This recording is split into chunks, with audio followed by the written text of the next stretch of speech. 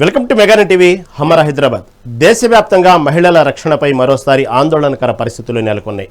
తాజాగా టాటా కన్సల్టెన్సీ సర్వీసెస్లో చోటు చేసుకున్న ఘటన ఉలిక్కిపడేలా చేసింది. రక్షణ కల్పించాల్సిన చోటే మహిళలకు భద్రత కరువుతోందన్న విమర్శలు వ్యక్తమవుతున్నాయి.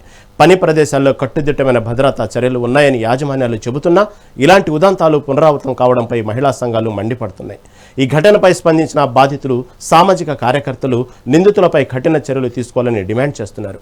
ఇక దీనిపై మరింత సమాచారం మా ప్రతినిధి రాణి అందిస్తారు.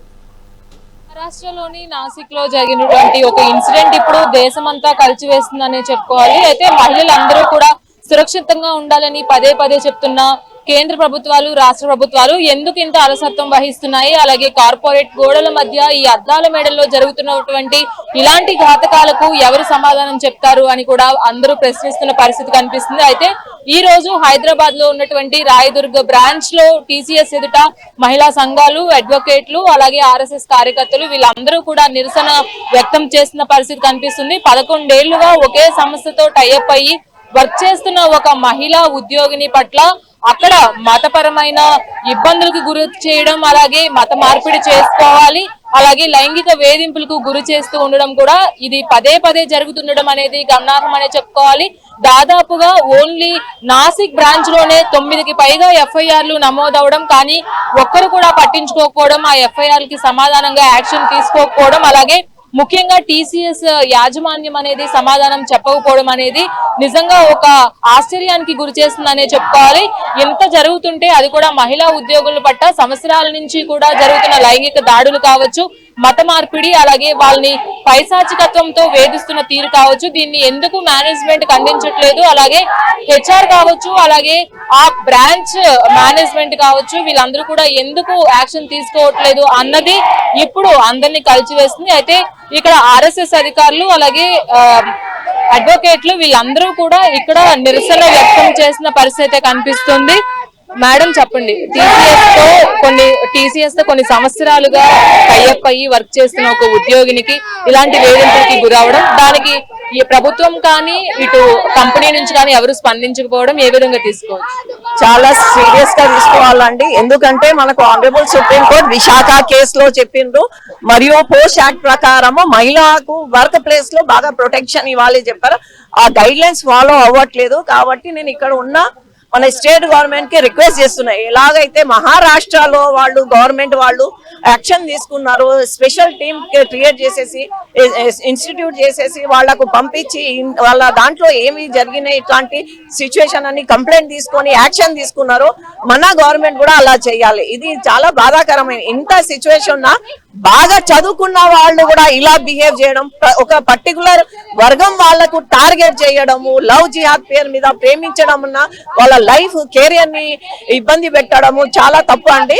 ఇక మేనేజ్మెంట్ కూడా ఏం చేయట్లేదు. కాబట్టి పోస్ట్ యాక్ట్ ప్రకారము స్ట్రిక్ట్ రూల్స్ తీసుకోవాలి. కంపెనీస్ మీద యాక్షన్ తీసుకోవడానికి ప్రభుత్వానికి చాలా అది ఉంది. They have right to protect the women at work place. కాబట్టి గవర్నమెంట్ కూడా ఏం యాక్షన్ తీసుకోవట్లేదు. మేనేజ్మెంట్ కి పిలిచేసి వాళ్ళ మీద యాక్షన్ తీసుకోవాలి. ఇలాంటి సిచ్యువేషన్ లో ఎందుకు చేయలేదు? మన దగ్గర కూడా సిట్ ఏదైనా ఏర్పాటు చేసి ఇట్లాంటి సిచ్యువేషన్ ఉంటే దయచేసి వాళ్ళు ముందుకు వచ్చేసి ఏమన్నా కంప్లైంట్ ఉంటే ఇట్లాంటి సిచ్యువేషన్ ఏమన్నా ఉంటే చెప్తే మేము న్యాయవాదులు మిమ్మల్ని రక్షిస్తాము, కాపాడుతాము. కేవలం ఒక బ్రాంచ్ లోనే 9 పైగా ఎఫ్ఐఆర్లు ఉన్నాయంటే మిగతా అన్ని ప్లేసెస్ లో, ఒక టీసీఎస్ లోనే కాదు మిగతా కంపెనీల్లో కూడా ఇదే జరుగుతుంది అని, అంటే కేరళ స్టోరీ రిపీట్ అవుతుందా అనేది, రియల్ లైఫ్ లో జరుగుతుందా అనేది ఇప్పుడు అందరూ భయాందోళనకి గురవుతున్నారు. మరి ఇలాంటి ఎంప్లాయీస్ అందరికి బయటకు వచ్చి మాట్లాడాలంటే వాళ్ళకి ఇబ్బందికరమైన వాతావరణాలు ఉంటాయి. మరి వాళ్ళందరికీ ఏ విధంగా ధైర్యం ఇస్తారు? అంటే మేము ఏం చెప్తున్నాము, అందరు మహిళలు మీరు అందరు ఎడ్యుకేటెడ్ ఉన్నారు కాబట్టి ఇంట్లోంచి బయటకు వచ్చేసి కష్టపడి ఉద్యోగాలు చేస్తున్నారు. కాబట్టి పోస్ట్ యాక్ట్ విశాఖ కేసులో Visakha versus state of Rajasthan honourable supreme court చేశారు. ఆ గైడ్ లైన్స్ ప్రకారం మీకు ఇంటర్నల్ కమిటీ లేదు అన్నప్పుడు మీరు మహిళలు అందులో ఉన్న వాళ్ళు ఎవరన్నా ధైర్యంగా వచ్చేయండి, మేమందరం మీకు సపోర్ట్ గా ఉంటాము. మీకు ఏమైనా ఇబ్బంది ఉంటే అడ్వకేట్స్ ఉన్నారు, న్యాయవాది పరిషత్ ఉందని మీకు బాగా సపోర్ట్ చేస్తుంది. ఏమైనా ఇబ్బంది ఉంటే మీరు ముందుకు వచ్చేసి ధైర్యంగా ఉంటే మీకు లీగల్ సపోర్ట్ ఇస్తామని మేము చెప్తున్నాం ఈ మీడియా ముందు. సో ఖచ్చితంగా ఎవరైతే ఎంప్లాయీస్ ఉన్నారో కేవలం నాసిక్ లోనే కాదు ఇతర బ్రాంచ్ల్లో కూడా ఇలాంటి పరిస్థితి కనుక ఎదురవుతుంటే ఖచ్చితంగా ధైర్యంగా ముందుకు వచ్చి చెప్తే దానికి తగ్గ సెక్షన్లు కూడా ఉన్నాయి, వాటి ద్వారా ముందుకు వెళ్ళడం, అలాగే మీకు రక్షణ కల్పించడం కూడా చేస్తాము, అడ్వకేట్లుగా మా బాధ్యత నిర్వహిస్తామని సుహాసిని గారు చెప్తున్నారు. అలాగే ఇక్కడ చాలా మంది మహిళా కార్యకర్తలు, ఆర్ఎస్ఎస్ కార్యకర్తలు ఉన్నారు. చిన్న పిల్లల దగ్గర నుంచి పెద్దవాళ్ళ వరకు కూడా రోడ్డు పైన మహిళ కనిపిస్తే నిజంగానే వికృత చేష్టలు, లైంగిక దాడులు, అలాగే అన్నిటికీ మించి ఇప్పుడు వెలుగులోకి వస్తున్న మత మార్పిడి, వేధింపులు ఇవన్నీ కూడా బయటకు వస్తున్నాయి. అసలు ఎందుకు జరుగుతున్నాయి, దీనికి కట్టడి లేదా అని కూడా ఇక్కడ నిరసన వ్యక్తం చేసిన పరిస్థితి అయితే కనిపిస్తుంది. మనతో పాటు మరికొంతమంది మహిళలు ఉన్నారు, వాళ్ళతో అడిగి తెలుసుకుందాము.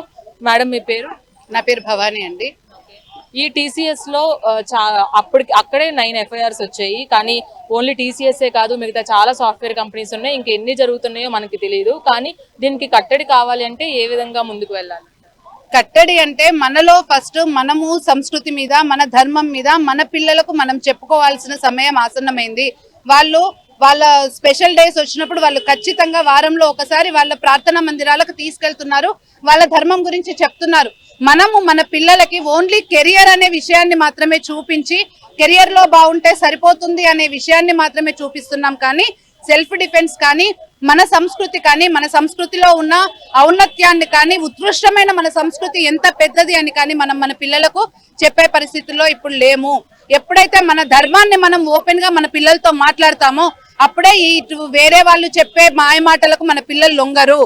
వాళ్ళందరూ కూడా మనలో ఏదో తప్పుంది, మన సంస్కృతిలో తప్పుంది, అక్కడేదో గొప్పతనం ఉందని వెళ్ళిపోతున్నారు. అవన్నీ బయట నుండి వచ్చిన సంస్కృతులు ఎన్ని వేల సంవత్సరాలుగా ఈ సంస్కృతి ఇక్కడ నిలబడి ఉంది అంటే మన సంస్కృతి, మనము తల్లిని ఒక మహిళా శక్తిగా మనం చూస్తాము. పురుషునికి సమానంగా కాదు, అంతకంటే పైన మహిళ అనేది మన భారతీయ సంస్కృతి. మాత సమాజ నిర్మాత అన్నారు. తల్లే సమాజాన్ని నిర్మిస్తుంది. తల్లిదండ్రులే మీ పిల్లలకు చెప్పుకునే సమయం వచ్చింది. మన ధర్మం యొక్క విశిష్టత మనం చెప్పుకోవాలి.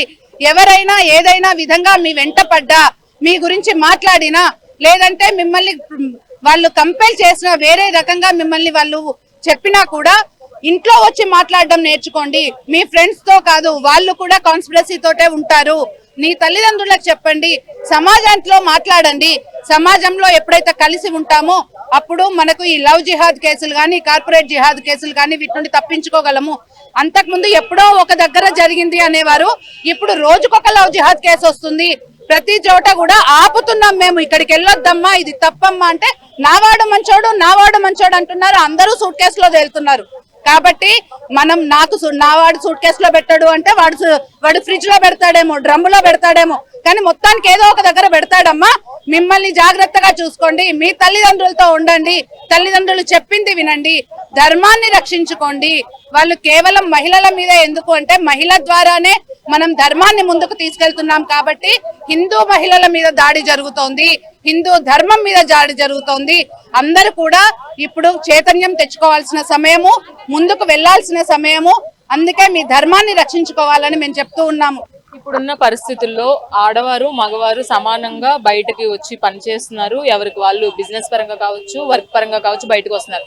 కానీ డ్రెస్సింగ్ సెన్స్ పైన మిమ్మల్ని ఎవరు బయటకు రమ్మన్నారు, బయటకు వస్తే ఇలాగే జరుగుతుందని చాలా మంది కూడా వికృతంగా మాట్లాడే వాళ్ళు ఉన్నారు. ఇది నిజంగా ఒక డ్రెస్సింగ్ సెన్స్ మీద ఆధారపడి ఉంటుందా మహిళల రక్షణ అనేది? మహిళల రక్షణ మహిళల డ్రెస్సింగ్ సెన్స్ మీదే ఆధారపడి ఉంటుందా అంటే దాన్ని ఎదుటివాడి చూసే శక్తి మీద ఆధారపడి ఉంటుంది. మనము మన పిల్లల్ని మనం ముందుగా పెంచుకొని, అరే ఎదురుగా ఉండే వాళ్ళందరూ నీ తల్లి, నీ చెల్లి, నీ అక్క, నీ సమాజము, వాళ్ళందరూ నీ కుటుంబంతో సమానమని మనం నేర్పించినప్పుడు వాడు ఎదుటి వాళ్ళను తప్పు దృష్టితో చూడడు. మనము ఎవరికైనా కూడా చక్కటి దృష్టితో చూసే విధానము కుటుంబంలో నేర్పించాలి. బయట వాళ్ళు మాట్లాడుతున్నారు కదా అని చెప్పి నేను ఇప్పుకొని తిరుగుతా అనడం కూడా తప్పు. డ్రెస్సింగ్ సెన్స్ అంటే మనం ఎవరైనా కాస్త చూసేలాగా మంచిగా మనల్ని గౌరవించే విధంగా కూడా ఉండాలి. మనకి ఏదైతే స్వాతంత్రం ఉందో ఆ స్వాతంత్రం విప్పుకొని తిరగడానికి కాదు, విశృంఖలంగా తిరగడానికి కాదు. మనకి ఇచ్చిన స్వాతంత్రం మనకు నచ్చినట్టుగా, మనకు ఫైనాన్షియల్ ఫ్రీడమ్ కానీ, మాట్లాడే ఫ్రీడమ్ కానీ, ఎక్కడికైనా వెళ్ళాలనుకునే ఫ్రీడమ్ కానీ, ఆ ఫ్రీడమ్ కావాలి మనకు. కానీ నా శరీరాన్ని 10 మందికి చూపిస్తా అనే ఫ్రీడమ్ నాకుంది అని అంటే ఎదురుగా చూసేవాడు కూడా అఫెండ్ అవుతాడు. మనము బాగుండాలి, చూసే విధానము బాగుండాలి. ఎవరికైనా చూసే విధానం బాగుండే విధంగా తల్లే చెప్పాలి. నువ్వు బయటికి వెళ్ళినప్పుడు ఎవరికైనా ప్రాబ్లం వస్తే ముందు నిలబడు అని చెప్పాల్సింది కూడా తల్లే. కాబట్టి కుటుంబం నుండే సంస్కారం స్టార్ట్ అవ్వాలి. వ్యక్తి నిర్మాణం ద్వారానే సమాజ నిర్మాణం ప్రారంభమవుతుంది. మంచి వ్యక్తి లేకుండా మంచి సమాజం రాదు. మీరు వేప చెట్టు పెట్టి మామిడికాయలు వస్తలేవు అంటే రావు. నీ కుటుంబంలో వాళ్ళని చూసుకోకుండా నాకు బయట సమాజం బాలేదు అంటే ఉండదు. వ్యక్తి ద్వారానే సమాజం ఉంటుంది. వ్యక్తి నిర్మాణం ఖచ్చితంగా జరగాలి. ఇలాగా అంటే బయట ఏవైనా నిర్భయ కేసు లాంటివి కావచ్చు, ఇలాంటివి జరిగినప్పుడు మహిళా సంఘాలు వచ్చేవి. అలాగే ఇటు సెలబ్రిటీల పరంగా చూసుకున్నట్లయితే వాళ్ళకి ఏదైనా ప్రాబ్లం వస్తే కొన్ని అసోసియేషన్స్ ఉన్నాయి. కానీ ఈ ఐటీ హబ్ గా ఏదైతే చెప్పుకుంటూ వస్తున్నారు, ఈ ఐటీ సెక్టర్ లో ఇలాంటి కమిటీలు గానీ ఇలాంటి మహిళా సంఘాలు గానీ ఏవీ లేవు. ఈ ఐటీ ఫోరం ఉందండి. రాష్ట్రీయ స్వయం సేవక్ సంఘ్ లో ఐటీ ఫోరం ఉంది. ఐటీ మిలన్స్ జరుగుతున్నాయి. మీకు కష్టం ఉంది, మీకు ప్రాబ్లం ఉంది అని అంటే ఖచ్చితంగా రాష్ట్రీయ స్వయం సేవక్ సంఘ్, రాష్ట్ర సేవికా సమితి, దీనికి సంబంధించిన 50-40 పైగా ఉన్న శాఖలు వివిధ క్షేత్రాలు మీకు సపోర్ట్ గా ఉంటాయి. మాకు లేదు అని అనుకోవడానికి లేదు. ప్రతి క్షేత్రంలో రాష్ట్రీయ స్వయం సేవక్ సంఘ్ ఉంది. ప్రతి క్షేత్రంలో మహిళల కోసం సపోర్ట్ చేస్తూ మేము ఉన్నాము. మీరు వస్తే మీకు ఏమైనా ప్రాబ్లం ఉంది అని చెప్తే దాని సొల్యూషన్ తీసుకురావడానికి మేము రెడీగా ఉన్నాం.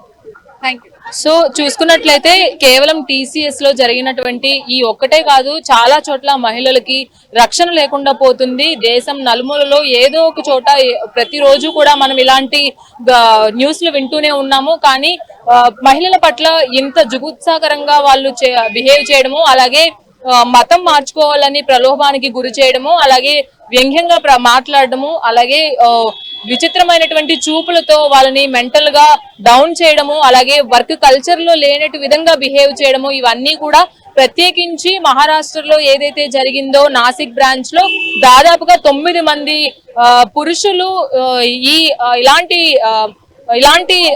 సిచ్యుయేషన్ ని కల్పిస్తున్నారు. మహిళలకి రక్షణ లేకుండా చూస్తున్నారు. అలాగే మహిళల పట్ల వాళ్ళు బిహేవ్ చేసిన తీరు గురించి చాలా సార్లు హెచ్ఆర్ కి కావచ్చు, అలాగే పై అధికారులకి, మేనేజ్మెంట్ కి కంప్లైంట్ చేసినప్పటికీ కూడా ఎలాంటి రెస్పాన్స్ లేదు. వాళ్ళు కూడా వాళ్ళతోనే కలిసి మాకు అన్యాయం చేశారు, మా గోడు ఎవరు పట్టించుకోవట్లేదు అని ఆ మహిళ ఎంతో ఎమోషనల్ గా కూడా వాంగ్మూలం అనేది పోలీసులకు అందజేయడం జరిగింది. ఆ తరువాత మహిళా సంఘాలు కావచ్చు, అలాగే ఆర్ఎస్ఎస్ కార్యకర్తలు కావచ్చు, అడ్వకేట్లు కావచ్చు, మహిళా కార్యకర్తలు కావచ్చు, వీళ్ళందరూ కూడా ఏకమయ్యి మహిళల రక్షణే ముఖ్య ధ్యేయంగా ఇలాంటి ఐటీ సెక్టార్ లో కూడా ఈ విధమైన వేధింపులకి గురి చేస్తున్నారు. అలాగే కేరళ స్టోరీలో మాత్రమే సినిమాలో చూడడమే కాదు, ప్రతి చోట కూడా కేరళ స్టోరీ రిపీట్ అవుతుంది. కాబట్టి ఇలాంటి మతపరమైన వేధింపులు, అలాగే మీరు మతం మార్చుకుంటే మీకు బాధలు తొలగిపోతాయి, హెల్త్ బాగుంటుంది అనేది వాళ్ళు చెప్పడము, దాంతో పాటుగా వికృత చేష్టలు చేయడము, కంటిన్యూస్ గా లైంగిక వేధింపులు, కేవలం 9 ఎఫ్ఐఆర్లే కాదు, ఇంకా ఎంతమంది ఎఫ్ఐఆర్ వరకు వెళ్లకుండా